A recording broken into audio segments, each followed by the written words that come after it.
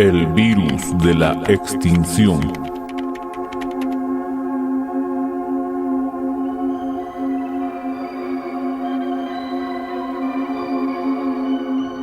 Un día no muy lejano, año 2074, un grupo de arqueólogos y científicos peruanos se dirigen a un nevado, el más alto del Perú. Es que semanas atrás 5 jóvenes, 2 mujeres y 3 varones, estudiantes, escalaron la montaña en un paseo de aventura y esparcimiento.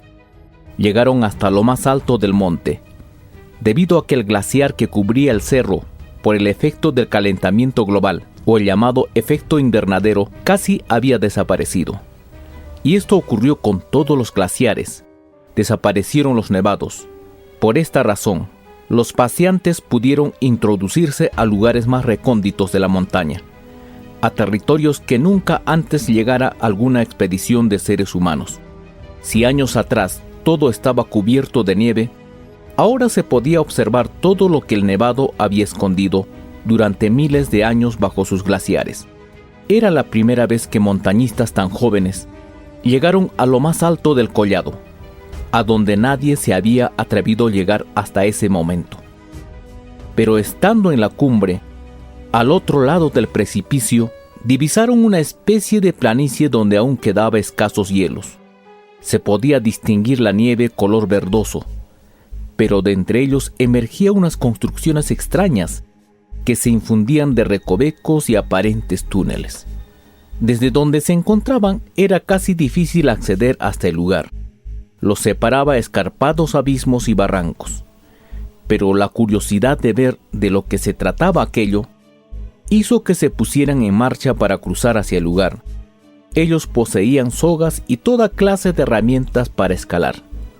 Gracias a la pericia que tenían en montañismo, treparon hasta alcanzar la zona, no sin antes haber invertido sacrificio y esfuerzo, pero quedaron sorprendidos al encontrar unas construcciones muy modernas, empotradas en el mismo granito, o si las construcciones fueran esculpidas en las mismas rocas, como si manos divinas las habrían moldeado a su parecer y deseo artístico.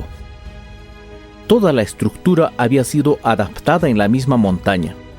Algunas partes aún seguían cubiertas con el poco glaciar que le quedaba a la montaña.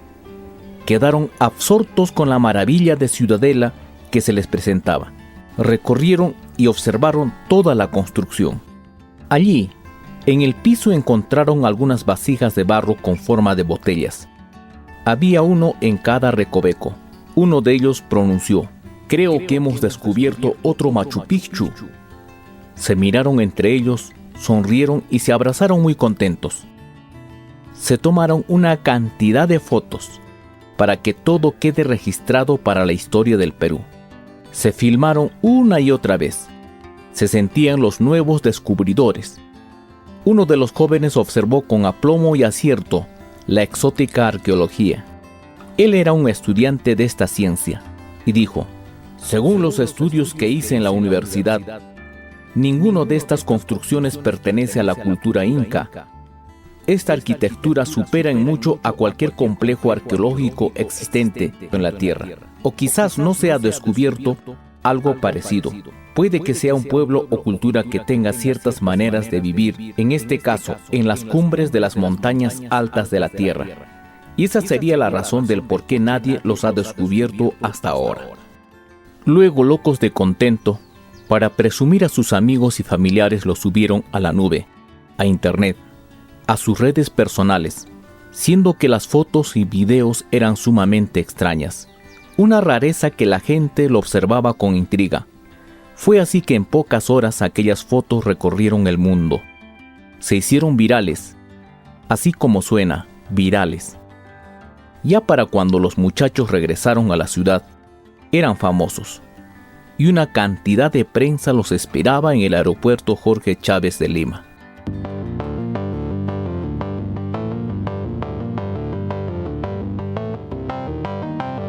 Efectivamente, lo que los muchachos mostraban en sus fotos y videos era algo fuera de lo común, y algunas muestras que llevaron convencieron a arqueólogos y científicos de Lima, Tanto el gobierno como empresas privadas en el rubro del turismo se interesaron de inmediato y ofrecieron auspiciar una expedición de investigación. Un equipo de gente especializada en alta montaña, acompañado de arqueólogos, antropólogos, científicos, y entre otros partieron de la base naval de Lima en 3 modernos helicópteros, de esos que tienen cierto parecido a los drones. Estas naves tenían la capacidad de aterrizar en cualquier parte del planeta, en cualquier condición de clima. Cuando llegaron al Nevado, se podía visualizar desde el aire una pequeña parte de lo que podría ser una ciudadela, insertada en la misma montaña. «Es algo fascinante», dijo el piloto. «Esos muchachos de verdad descubrieron una cultura inca». Todo el equipo de arqueólogos y otros especialistas en la rama bajaron por medio de escalerillas de los helicópteros. No había espacio para el aterrizaje de las naves, por lo escarpado de la montaña. El equipo, conformado por unas 30 personas, se reunió alrededor del extraño complejo arqueológico. Ciertamente la construcción que saltaba al exterior estaba en granito pulido. Si los incas labraban la piedra, estos amoldaban la roca a su antojo, dijo el jefe de la expedición. Por sus características me hace pensar que no es una cultura inca. Esta debe ser muy anterior a los incas, por eso que estaba escondida dentro del glaciar. Incluso los incas nunca supieron que aquí había una cultura muy superior a la de ellas, dijo el jefe expedicionario. Y luego ordenó a todos desplazarse por el lugar con sumo cuidado. Habían pequeñas celdas que aparentemente servían de vigilancia, con la finalidad de espiar a quienes se pueden acercarse a la zona, ya que desde allí se podía ver todo el entorno por donde alguien podría subir y llegar al complejo. Después de 1 hora, descubrieron un pasadizo que al parecer era la entrada al interior de la montaña. «Esto es lo que me temía», dijo. «La construcción de esta infraestructura externa no me cuadraba, ya que no tenía ningún sentido de estar aquí salvo que la población viviera al interior de la montaña, y esta solo servía como observatorio de posibles incursiones desde el exterior». «¡Bingo!», exclamó el jefe de la expedición. Había allí una especie de puerta ovalada, pero repleto de glaciar congelado, la misma que denotaba ser un hielo demasiado antiguo. Le hicieron los debidos exámenes, aquellos que según el carbono 14 y otro tipo de análisis descubiertas recientemente, evidenciaron que el hielo tenía más de 50.000 años. Sorprendidos dijeron: ¿cómo podría haber una civilización humana más allá de los 50.000 años? Es una locura. Esto empujó a los arqueólogos a querer abrir la puerta ovalada que los llevaría al interior de la montaña, donde esperaban descubrir algo extraordinario. Los mismos especialistas transmitían a diario sus nuevos descubrimientos en la cumbre. El mundo estaba enterado de todo aquello. Esto atrajo a arqueólogos y turistas de otras naciones, que llegaban al glaciar en sus propias naves. El gobierno tuvo que poner restricciones para el ingreso al complejo arqueológico. De esto se encargó el mismo ejército, de controlar el área. Si en un principio el gobierno peruano se negó de permitir el ingreso de arqueólogos y científicos extranjeros, pero la presión de la comunidad internacional hizo que desista. Aquellos aducían que todo este tipo de descubrimientos arqueológicos pertenecían a la humanidad, y no solo al país que lo tenía en su territorio. Por tanto, ellos también tenían derecho a participar del descubrimiento con sus propios arqueólogos y científicos. Para entonces el mundo ya casi tenía un gobierno de orden mundial. El gobierno peruano tuvo que ceder a la presión y autorizar el ingreso de especialistas extranjeros. Fueron estos que trajeron unas herramientas especie de rayos láser. La nieve congelada hace miles de años era casi impenetrable, pero el aparato láser cumplía con el objetivo: disolvía el hielo rápidamente. Esto facilitó el avance. Recorrieron unos 50 metros de túnel, cuyas paredes estaban tallados exquisitamente de un arte excepcional. hasta que llegaron a un espacio abierto donde se apreciaba una especie de plaza. Instalaron las luces eléctricas y quedaron maravillados con el espectáculo de arquitectura que, pese a lo avanzado de la ciencia que se tenía hasta ese momento, pues era imposible construir en la actualidad una cosa así. En el lugar había una serie de pasadizos que llevaban a diferentes habitaciones, donde fueron descubriendo cadáveres humanos que, al hacer los exámenes de antigüedad, estos databan de hace más de 50.000 años. Tenían allí pruebas tangibles. Algunos arqueólogos de otros países que participaban del descubrimiento sugerían que no se dé a conocer de estas cosas al mundo, pero todo aquello era filmado tanto oficialmente o como de manera clandestina. La información salía por las redes al minuto, y las fotos de los cadáveres de seres humanos muy antiguos recorrían por internet. El jefe de los arqueólogos peruanos estaba muy contento de que todo aquello se difunda y no se quede nada en secreto, como los gringos pretendían. Él colaboraba en filmaciones no autorizadas. Definitivamente, esto se estaba saliendo de control. Los extranjeros no querían que se filtre más información de los nuevos descubrimientos y era necesario presionar al gobierno peruano a que retiren sus arqueólogos y se encargue de todo el inventario solo a los especialistas internacionales. Es por seguridad nacional e internacional, le decía. Indudablemente aquel complejo era muy grande, que a los 2 meses de su descubrimiento no habían explorado ni la tercera parte. Aquello era una especie de laberinto en el interior de la montaña, que tenía diferentes pasadizos que llevaban a distintas cámaras o habitaciones donde se descubrían nuevas cosas, y era eso que los gringos no querían informar al mundo.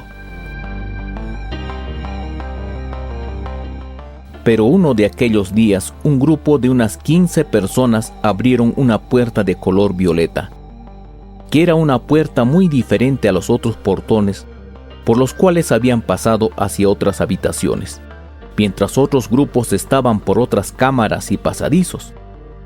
Pero aquel estrecho no era en forma horizontal como los otros. Esta bajaba al piso en forma de caracol, por una gradería cuidadosamente pulcra y brillosa. Descendieron por allí hasta alcanzar otra puerta de color violeta e ingresaron por allí. Era una cámara bien amplia. A un costado había especie de tarimas donde estaban recostados varios cadáveres de seres humanos, con una expresión horrible. Todos tuvieron un escalofrío de miedo, pero al otro lado estaba una mesa grande tallado en roca, donde habían unos botellones y platos finamente labrados en barro. Se acercaron inusitadamente al lugar. Uno de los científicos exclamó: «Es un laboratorio. Seguro que aquí se hacían una serie de pruebas. No toquemos nada». En el grupo había un arqueólogo bajito, que sin hacer caso al resto cogió uno de los botellones y quitó el seguro de la botella, que estaba presurizada con una especie de goma. Este voló por los aires, como cuando se destapa una botella de champán. Pero de allí no salió nada. El pequeño hombre empezó a toser. «¿Qué te pasa, amigo? ¿Qué te pasa?», le preguntó uno del grupo. Este contestó apenas: «Me quema la garganta, me quema la garganta». El hombre cayó de rodillas agarrándose la faringe. El pánico se apoderó del resto. «Debe ser algún gas venenoso», dijo uno, y todos empezaron a salir a empellones. Ordenaron sonar las alarmas para que todos salgan del complejo. La alarma repiqueteó y todos los otros arqueólogos científicos y otros que habían ingresado por alguna recomendación internacional salieron de las diferentes cámaras. Había personas de diferentes países, pero los que estuvieron con el pequeño hombre en aquella recámara apenas ya podían salir, ya que se desvanecían en el camino.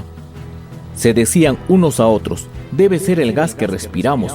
Nos está matando». Pidieron a que otros los ayuden a salir. Posiblemente en todo el complejo y alrededores, con los guardias de seguridad, sobrepasaban las 150 personas. Cuando llegaron al exterior, las 15 personas se debatían en vómitos y una fiebre les sacudía todo el cuerpo. creían que se trataba del gas que habían respirado en el interior de la habitación. Pidieron que los helicópteros se acercaran a la cima para recoger a los afectados por el gas y los llevaron directo a la ciudad de Lima hacia las clínicas.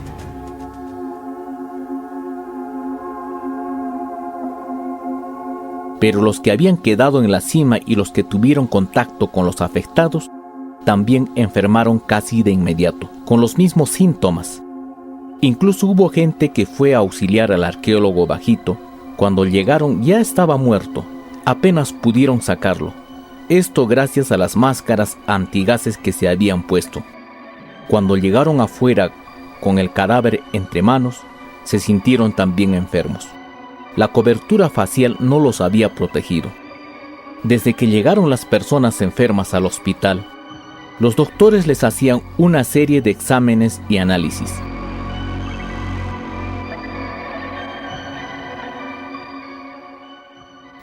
En la cima todos habían enfermado, como muchos eran de diferentes países. De allí mismo emprendieron vuelo de retorno a sus propias naciones, en las modernas naves que tenían, con la finalidad de curarse. Apenas habían pasado 6 horas desde que se desató el desastre en la cima de la montaña. Cuando ya nadie quedaba al filo de la cumbre, toda la comitiva internacional que trabajaba allí había partido a sus respectivos estados.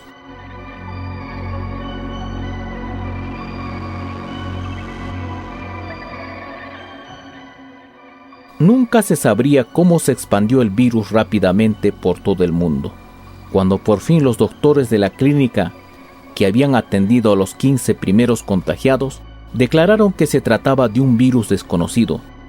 También otros doctores en sus países respectivos declaraban que se estaba expandiendo un extraño virus que mataba en 12 horas a la gente, que no tenían ningún tipo de cura. El desastre se desató a nivel mundial. Después de las 12 horas, aquellas personas que estuvieron en el extraño complejo de la montaña, todos ya habían muerto. Un pánico siniestro envolvió al mundo. A una semana del contagio del virus, había miles y miles de personas muertas. Las cuarentenas que se habían declarado de no salir ni entrar en ciertas poblaciones y ciudades no servían de nada. El virus entraba y salía sin que nadie pueda controlarlo. La gente escapaba de sus casas. ¿Pero a dónde? Por todas partes había muertos. No había atención en los mismos hospitales. Todos los médicos y enfermeras que atendían estos casos habían muerto por contagio. Se abrían inmensas fosas comunes, a donde a la gente muerta se les arrojaba por miles, y sus cuerpos eran tapados con montones de tierra por maquinaria pesada. Ya nadie tenía un entierro digno. Los países colapsaban, las casas quedaban vacías. Las calles de las ciudades donde antes estaban congestionadas por millones de automóviles, ahora estaban desérticas. La gente aún sana andaba con máscaras y a nadie sabía quién era quién. Las comunicaciones entre países habían desaparecido. Nadie hablaba de ayuda internacional. Sus propios países necesitaban ayuda. La población mundial, extrañamente, se había reducido a menos de la mitad en pocas semanas. Pueblos enteros lucían vacíos.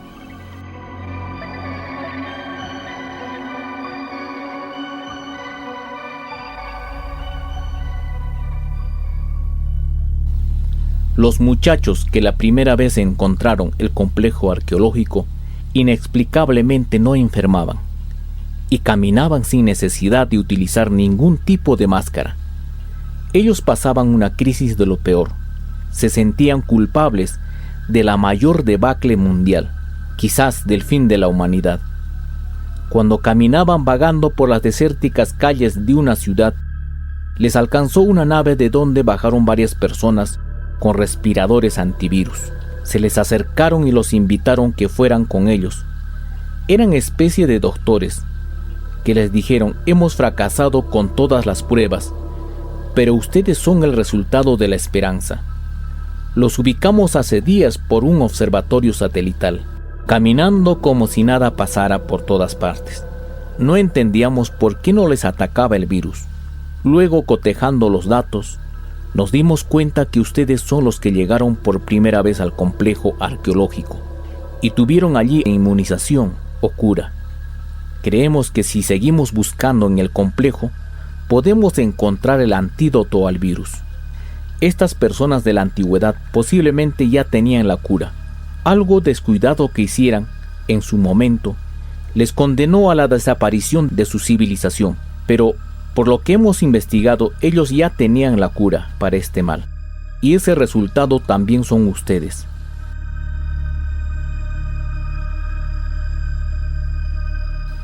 Fueron llevados por la nave a un lugar muy apartado. Aquel era un moderno complejo de puro vidrio, donde la poca gente no contagiada trabajaba día y noche para encontrar la cura al mortal virus. Los 5 jóvenes allí fueron pertrechados con trajes especiales para evitar contagio de cualquier otro virus. Y de esta manera volvieron en una nave al lugar donde todo empezó. Cuando aterrizaron en la montaña después de mucho tiempo, desde aquel día en que por primera vez llegaron escalándolo, todas las cosas habían quedado inermes. Incluso estaban abandonados allí algunos cadáveres de arqueólogos que vinieron de otros países, que no tuvieron tiempo de subir a sus naves. La desesperación y la muerte los había alcanzado allí mismo.